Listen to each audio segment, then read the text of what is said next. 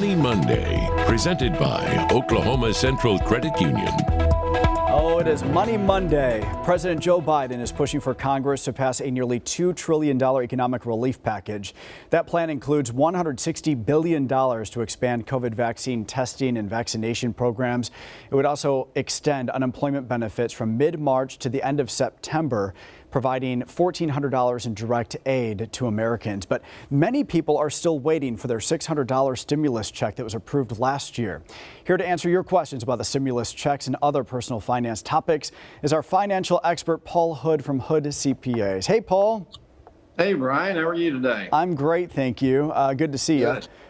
We have a couple of viewer questions that are pandemic related when it comes to economic relief. I want to start with Garrett.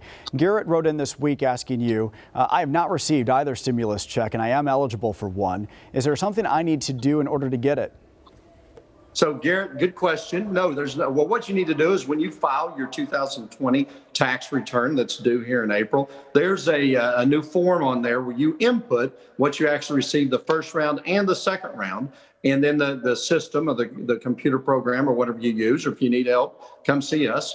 We'll calculate what you should get. So if you put zeros in there, then the system will calculate what you should get, and you should get on your tax return. Now, the only caveat to that is if you had any back taxes or anything that they may have applied that to, or if it went someplace else, there may be a delay in that in getting it. But if you were supposed to and they did not send you one, you'll get it when you file your 2020 tax return.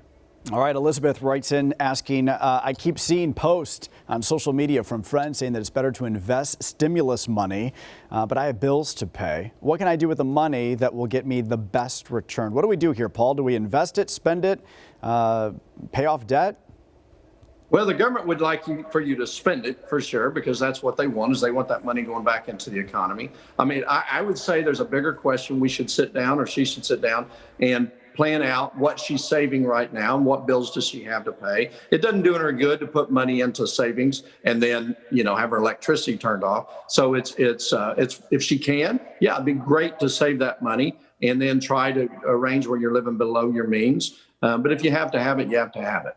All right, we have one question that goes off of the trail of the pandemic. Jaron writes in asking, I have an employee that will work for me as long as they want. My other employee is a bit more fluid.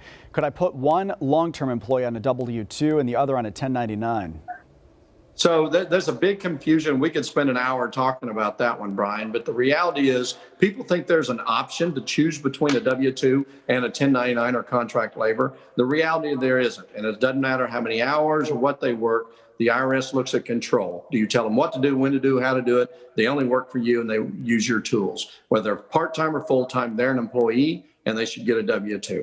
All right, Paul, thank you so much. And if you're watching right now, you have a financial question you'd like us to chat about next Monday, just send in your question. You can do it right now by email to moneymonday@griffin.news.